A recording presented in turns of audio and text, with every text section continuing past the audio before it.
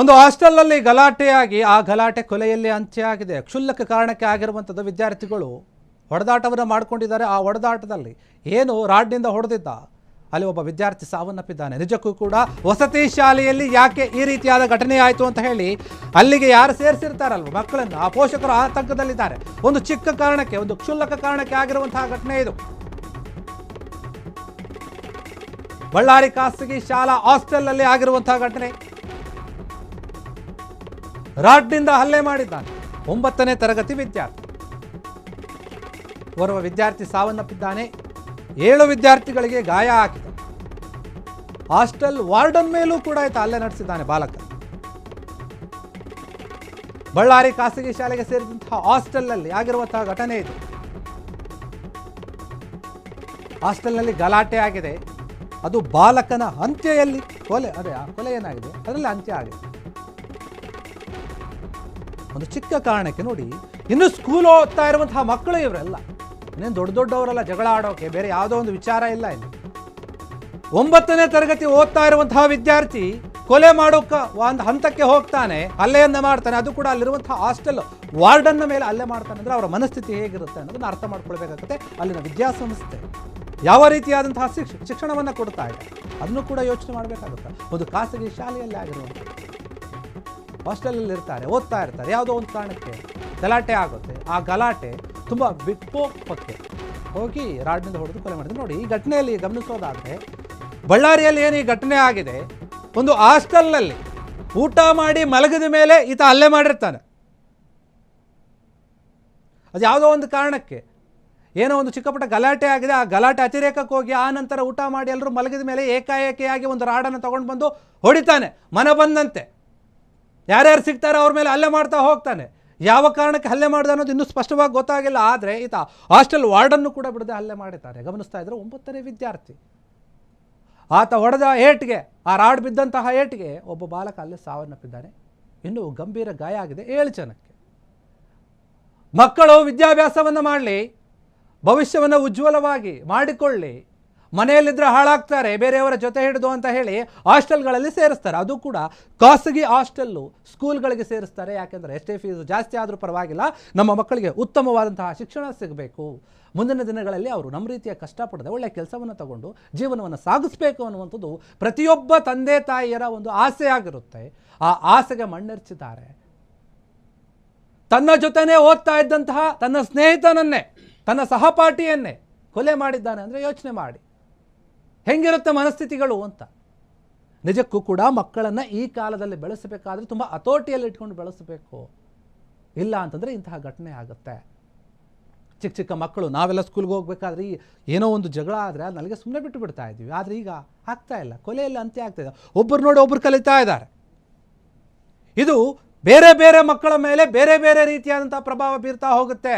ಇಂತಹ ಚಿಕ್ಕ ವಯಸ್ಸಿನಲ್ಲೇ ಇಂಥ ಕೃತ್ಯಗಳನ್ನು ಮಾಡೋಕ್ಕೆ ಎಸಗಿದ್ರೆ ಇನ್ನು ಮುಂದಿನ ದಿನಗಳಲ್ಲಿ ಇವರು ಬೆಳೆದು ನಿಂತ ಮೇಲೆ ಕ್ರಿಮಿನಲ್ಗಳಾಗಲ್ಲ, ಬೇರೆ ಏನೋ ಒಂದು ದೇಶ ವಿರೋಧಿ ಚಟುವಟಿಕೆಯಲ್ಲಿ ಭಾಗಿಯಾಗಲ್ಲ ಅನ್ನೋದು ಏನು ಗ್ಯಾರಂಟಿ ಇರುತ್ತೆ? ಉದ್ದೇಶಪೂರ್ವಕವಾಗಿಯೇ ಮಾಡಿದಂತಹ ಹಲ್ಲೆ ಇದು.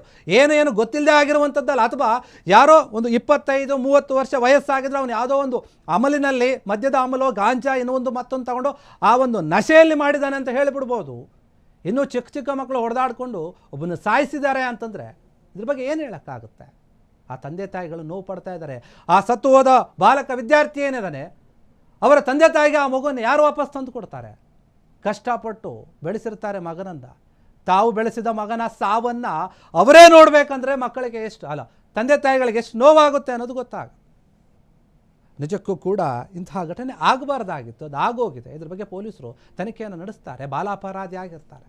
9ನೇ ವರ್ಷದ ವಿದ್ಯಾರ್ಥಿ ಏನಿದ್ದಾನೆ ಅದನ್ನು ಬಂಧಿಸಿ ವಿಚಾರಣೆ ನಡೆಸ್ತಾ ಇದ್ದಾರೆ ಪೊಲೀಸರು. ಇನ್ನು ಹಾಸ್ಟೆಲ್ಲು ವಾರ್ಡನ್ ಏನಿದ್ದಾರೆ ಅವ್ರನ್ನೂ ಕೂಡ ವಿಚಾರಣೆ ಮಾಡ್ತಾರೆ. ಯಾಕಾಯಿತು, ಏನಾಯಿತು, ಇಷ್ಟು ದೊಡ್ಡ ಮಟ್ಟದಲ್ಲಿ ಘಟನೆ ಆಗ್ತಾ ಇದೆ ಅಂದರೆ ಅದಕ್ಕೆ ಏನಾದರೂ ಕಾರಣ ಇದ್ದೇ ಇರುತ್ತೆ. ಅಥವಾ ಚಿಕ್ಕ ಪುಟ್ಟ ಕಾರಣ ಇದ್ದರೂ ಕೂಡ ಇಷ್ಟು ದೊಡ್ಡ ಮಟ್ಟದ ವಿಕೋಪಕ್ಕೆ ಹೋಗೋಕ್ಕೆ ಕಾರಣ ಏನು? ಆ ಬಾಲಕ ಆ ರೀತಿಯಾಗಿ ಯಾಕೆ ನಡೆದುಕೊಂಡ? ಆತನ ಮನಸ್ಥಿತಿ ಸರಿಯಾಗಿದೆಯಾ ಇಲ್ವಾ? ಇದೆಲ್ಲದರ ಬಗ್ಗೆ ಪ್ರಶ್ನೆ ಬರುತ್ತೆ. ಅದರ ಬಗ್ಗೆ ತನಿಖೆ ಕೂಡ ಆಗುತ್ತೆ.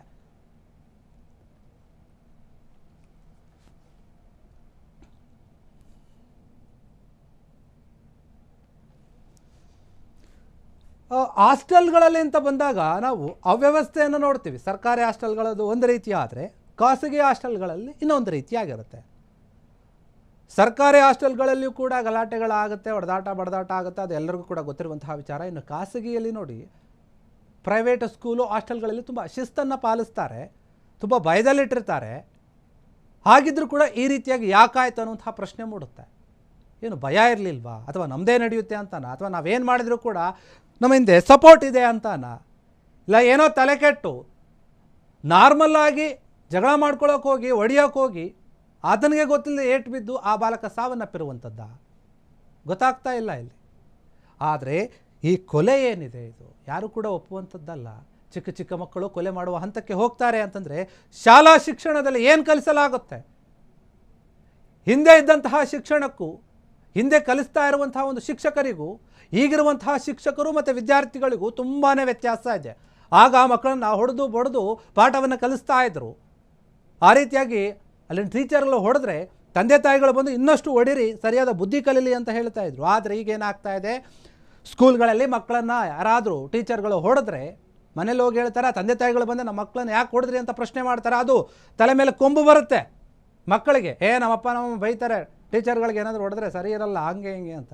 ಅದು ಏನಾದರೂ ಇಲ್ಲಿ ಒಂದು ಕಡೆ ಮುಳುವಾಗ್ತಾ ಇದೆಯಾ ಅಂತ ಮಕ್ಕಳನ್ನು ಶಿಸ್ತಿನ ಅಡಿಯಲ್ಲಿ ತರಬೇಕು. ಯಾವುದೇ ರೀತಿಯಾಗಿ ಅಪರಾಧಗಳಾಗದೆ, ಚಿಕ್ಕ ಪುಟ್ಟ ತಪ್ಪು ಮಾಡಿದ್ರೇ ಬೈತೀವಿ ನಾವು, ಚಿಕ್ಕವರಿದ್ದಾಗ ಹೊಡಿತಾರೆ ಮನೆಯಲ್ಲಿ. ಕೊಲೆ ಮಾಡುವ ಹಂತಕ್ಕೆ ಹೋದರೆ ಇನ್ನು ಮುಂದೆ ಈತ ಯಾರ ಮಾತು ಕೇಳ್ತಾನೆ? ತಂದೆ ತಾಯಿಗಳ ಮಾತು ಕೇಳಲ್ಲ, ದೊಡ್ಡವ್ರ ಮಾತು ಕೇಳಲ್ಲ. ಅಥವಾ ಇನ್ನೊಂದು ಸಮಾಜದಲ್ಲಿ ಒಂದು ಬಂದ್ಬಿಡುತ್ತೆ ತಲೆಯಲ್ಲಿ, ಏನು ಅಂತಂದರೆ ಇಂತಹ ಘಟನೆಗಳಲ್ಲಿ ಬಾಕಿಯಾಗಿ ಜೈಲಿಗೆ ಹೋಗಿ ಬಂದು ಇನ್ನೊಂದು ಮತ್ತೆ ಹೋಗಿ ಬಂದರೆ ಅವ್ರಿಗೆ ಇನ್ನಷ್ಟು ಧೈರ್ಯ ಬಂದುಬಿಡುತ್ತೆ. ಇನ್ನಕ್ಕೆ ನಮ್ಮ ಜನ ಕೂಡ ಅಂಥವ್ರು ನೋಡಿ ಹೆದರ್ತಾರೆ. ಯಾಕೆ ಬೇಕಿದ್ದಿತ್ತು, ಅವನು ಕೊಲೆ ಮಾಡಿ ಜೈಲಿಗೆ ಹೋಗಿ ಬಂದಿದ್ದಾನೆ ಅಂತ ಹೆದರ್ಕೊಳ್ತಾರೆ. ಅದನ್ನು ಕೆಲವರು ಅಡ್ವಾಂಟೇಜ್ ಆಗಿ ತಗೊಂಡು ಬೇರೆ ಬೇರೆ ಕಡೆ ಹೋಗಿ ಸೇರಿಕೊಂಡು ಅದನ್ನೇ ಮುಂದುವರಿಸ್ತಾ ಹೋಗ್ತಾರೆ. ಇದೆಲ್ಲವೂ ಕೂಡ ಈ ರೀತಿಯಾಗಿ ಆಗುತ್ತೆ. ಇದ್ರ ಬಗ್ಗೆ ತನಿಖೆ ಮಾಡ್ತಾ ಇದ್ದಾರೆ ಪೊಲೀಸರು. ಇದರ ಸತ್ಯಾಂಶ ಏನು ಅನ್ನೋದು ಹೊರಗೆ ಬರುತ್ತೆ, ಅದು ತನಿಖೆಯ ನಂತರ. ಕ್ಷಣ ಕ್ಷಣದ ಸುದ್ದಿಗಳಿಗಾಗಿ ಫ್ರೀಡಂ ಟಿವಿ ಸಬ್ಸ್ಕ್ರೈಬ್ ಮಾಡಿ, ಲೈಕ್ ಮಾಡಿ ಹಾಗೂ ಫಾಲೋ ಮಾಡಿ. ಹೊಸ ಸುದ್ದಿಗಳ ನೋಟಿಫಿಕೇಶನ್ಗಾಗಿ ಬೆಲ್ ಐಕಾನ್ ಮೇಲೆ ಕ್ಲಿಕ್ ಮಾಡಿ.